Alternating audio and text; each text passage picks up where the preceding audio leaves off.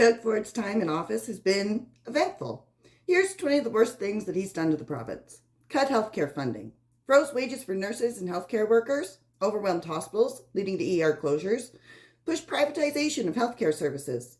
Slashed the education budget.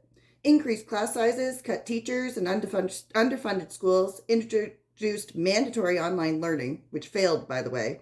Removed rent control for student housing. Destroyed the Greenbelt. Promised not to touch it, then tried to sell it to his developer friends. Got caught and forced to reverse the decision after public outrage.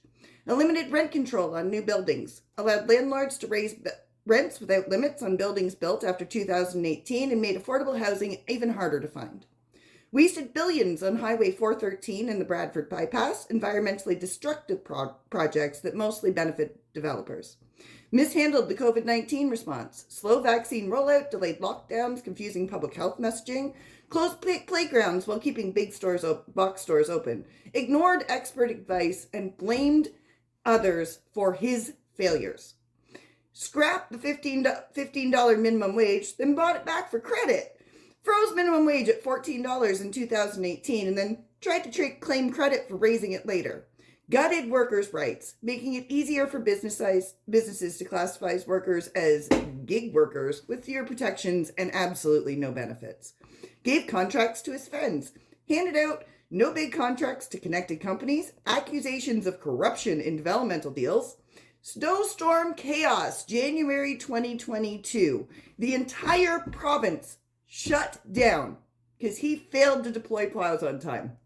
Allowed developers to take over the wetlands, making it easier to destroy protected areas just for construction. Forced municipalities to expand urban boundaries, overruling local governments to push for more sprawl-friendly developments. Made even owning a home even more unaffordable.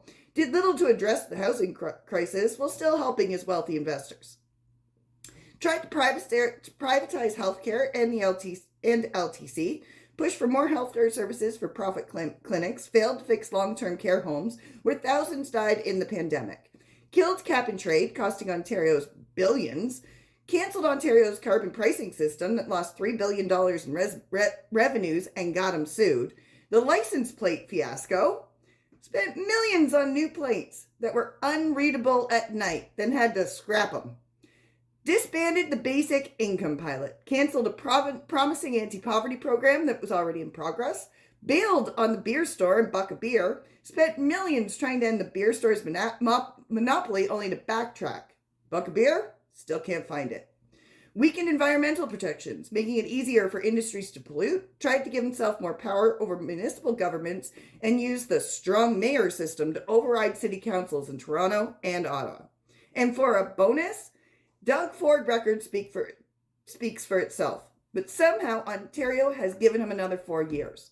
We are in the middle of an election, and we are voting this week. Let's not let Doug Ford and his American-loving cronies back to being the Premier of Ontario.